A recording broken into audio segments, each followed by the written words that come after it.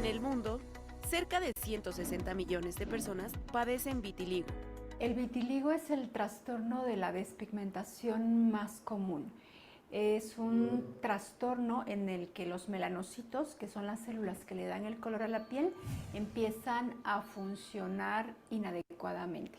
El trastorno que ocurre es autoinmune. El propio organismo empieza a atacar a los melanocitos. El vitiligo aparece normalmente antes de los 20 años. En niños, es común que se desarrolle tras un estrés emocional. Es una enfermedad que puede aparecer en cualquier parte del cuerpo.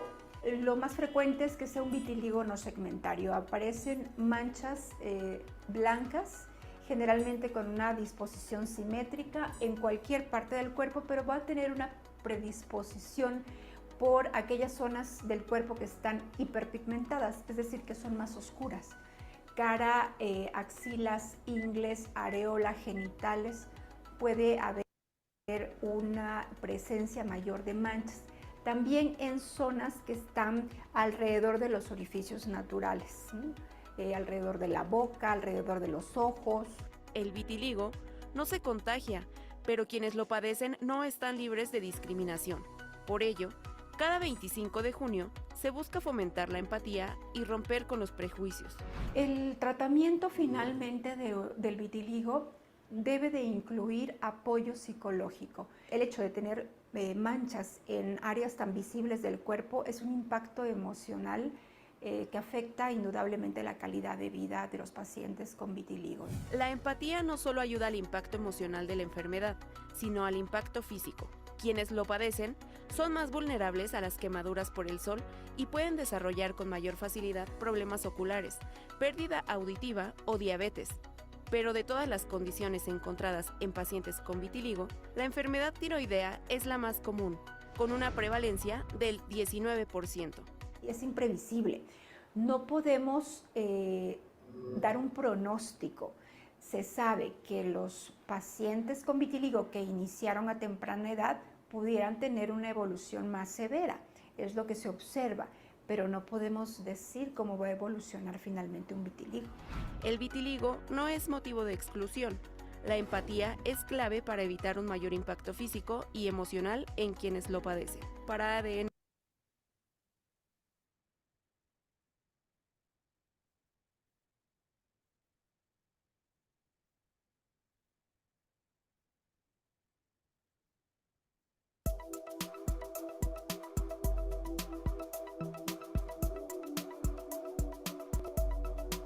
El 25 de junio se celebra el Día Mundial Antitauromaquia, una manera de fomentar y crear conciencia en esta práctica violenta.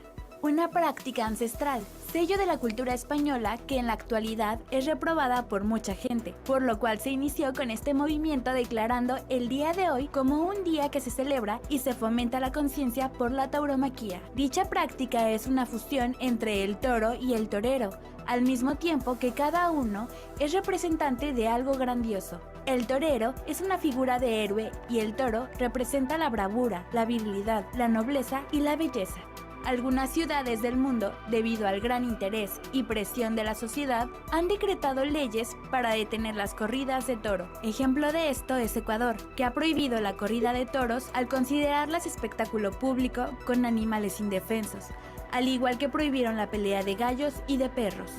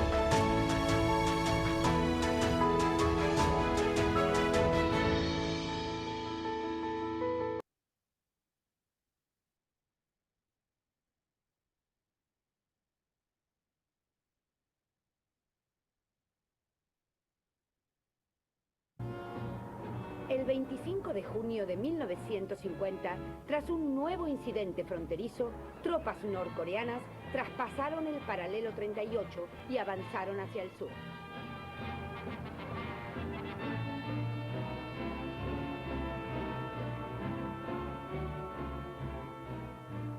Desde 1948, Corea estaba dividida en dos. Al norte del paralelo 38, la República Popular de Corea prosoviética. Al sur, la República de Corea prooccidental.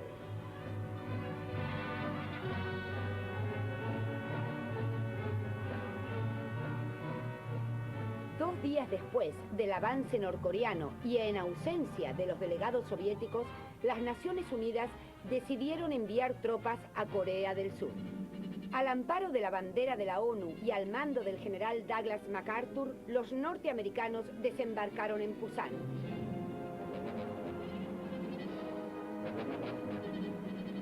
Las tropas de la ONU entraron en Seúl con apoyo de la Marina norteamericana.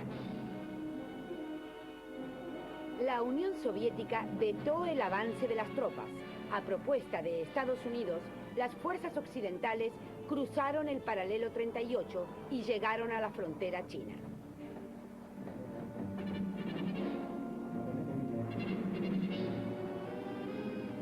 China Popular envió a Corea 200.000 voluntarios. Los norteamericanos debieron replegarse con grandes pérdidas. En junio de 1951, las tropas chino-norcoreanas se aproximaron a Seúl. MacArthur exigió el bombardeo de China Popular, pero Truman sintió que el conflicto se le podía ir de las manos y lo destituyó. Mientras Nueva York recibía a MacArthur como un héroe, comenzaron las negociaciones de paz. El 27 de julio de 1953, se acordó un alto el fuego. Pero la tregua no significaría el fin del estado de guerra entre las dos Coreas.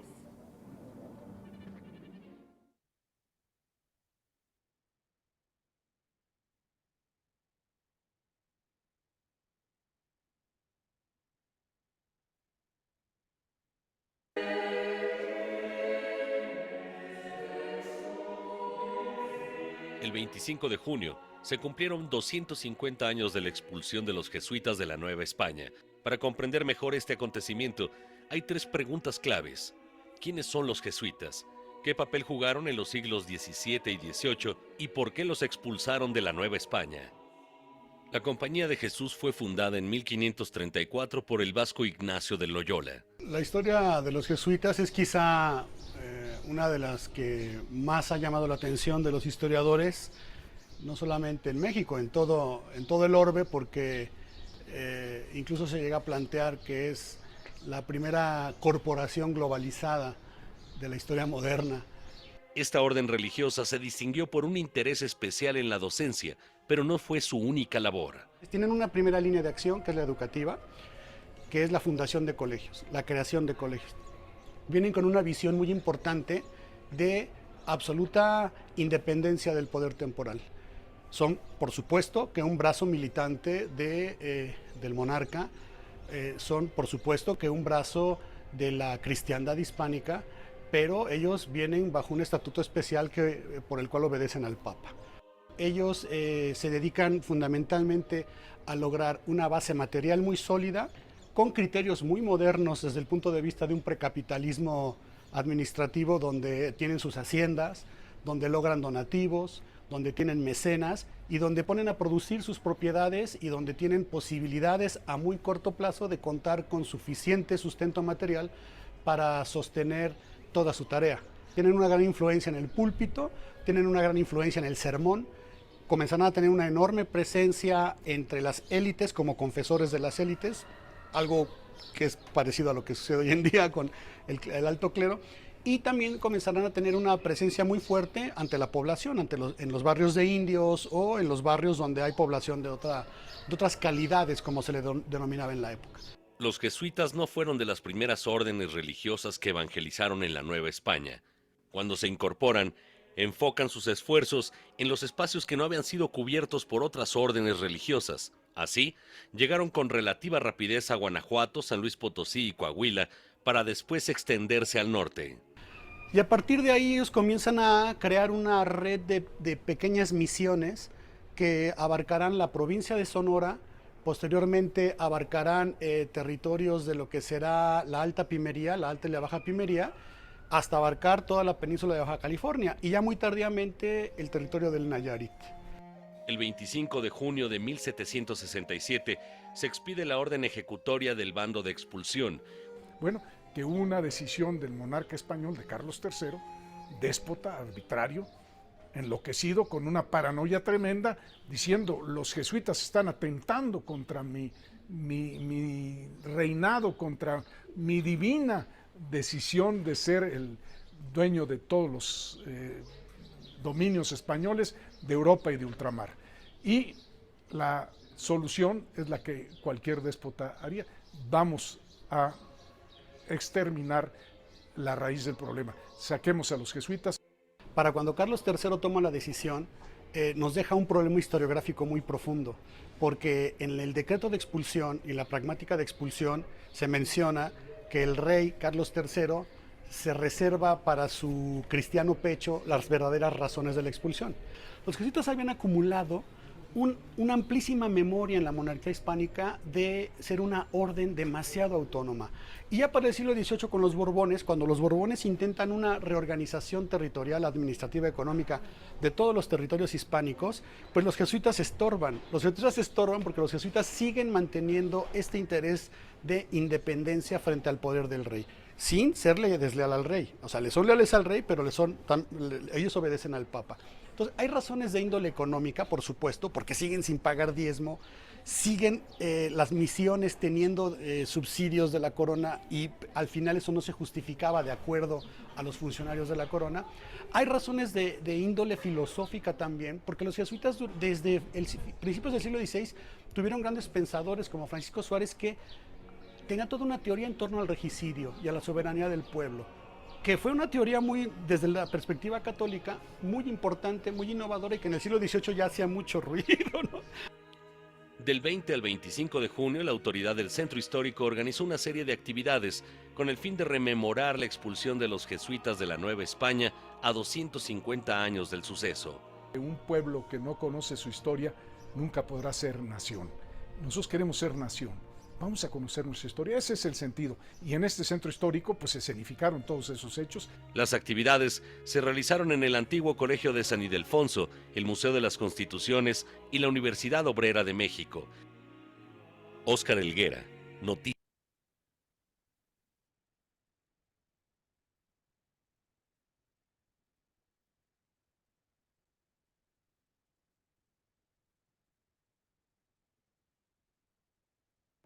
El 25 de junio de 1856 fue expedida en México la Ley Lerdo, la cual decretaba la venta de las propiedades rurales de la Iglesia a particulares, con la intención de fomentar la actividad económica, crear una clase media rural y obtener impuestos de ella. La Ley Lerdo también es conocida como Ley de Desamortización de las Fincas Rústicas y Urbanas de las Corporaciones Civiles y Religiosas de México. Esto ayudó a que algunos pudieran adquirir a buen precio varias de las enormes posesiones que la Iglesia había acumulado, en especial durante el virreinato, pero por otro lado, tuvo un objetivo de carácter sociopolítico: la secularización de la sociedad. La Ley de Desamortización de Bienes de Manos Muertas, como también se conoció, no implicaba el desalojo y la expropiación, conciliaba de manera admirable los intereses del pueblo, del erario y del clero. El principio fundante del ordenamiento jurídico mexicano fue la independencia estatal frente a la Iglesia. No eliminó a la personalidad jurídica de la Iglesia, como más tarde abrogaría el artículo 130 de la Constitución de 1917, pero recortó sus atribuciones y competencias. Se llamó Ley Lerdo por su principal promotor, don Miguel Lerdo de Tejada, quien ocupaba el puesto de ministro de Hacienda durante el gobierno provisional de Ignacio Comonfort. Vale recordar que este ordenamiento formó parte de las leyes de reforma, las cuales fueron expedidas entre los años 1855 y 1861 por el sistema político liberal de México, que inició una reorganización del gobierno y la separación entre Estado y la Iglesia Católica. Es una de las leyes liberales que configuraron un nuevo orden jurídico y social dentro del federalismo mexicano, afianzando una transformación en cuanto al derecho de propiedad se refiere.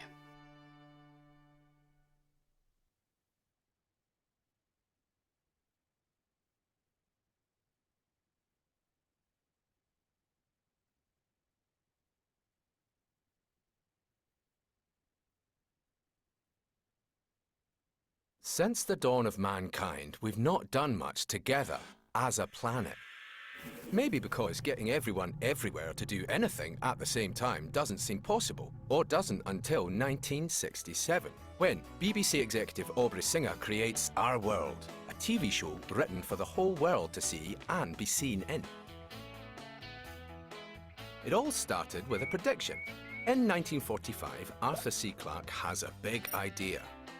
If you have 3 satellites in geostationary orbit, then you can send and receive a signal from almost any part of the Earth's surface. And he figures this out before satellites even exist. In 20 years, his futuristic idea is here. By 1966, 3 new satellites have gone up that are just as Arthur C. Clarke predicted.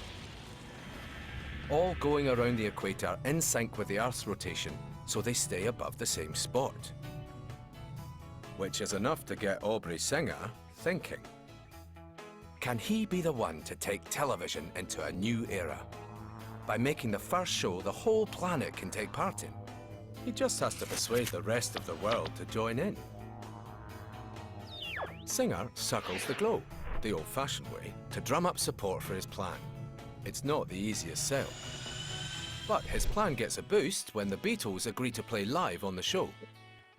Soon, 19 countries are on board and meet up to go through the script. Each country will provide at least one segment. Everything in the show will be live.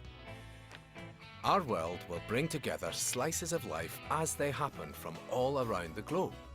On the 25th of June 1967, their plans become real as around 10,000 technicians and producers worldwide get set to make history. Over the next 1.5 hours, they'll have to coordinate live feeds from all the different countries. A stupendous feat of organisation. Surely it's going to go horribly wrong. In front of everyone. But amazingly, it all works. For the first time in human history, people all over the globe are watching the same thing. 400 million of them, thanks to 3 satellites. Watching everything from babies being born in Japan to cities waking up in Australia. And, of course, the Beatles singing their specially composed All You Need Is Love. They'd done it. An astounding technical achievement. Okay, some say the show itself was a little dull. But if anyone had any doubt about the power of satellite broadcasting, it was swept away 2 years later when the whole world sat down and watched television together again. This time for the moon landing, seen by 500 million people. Thanks to one giant leap for the information age.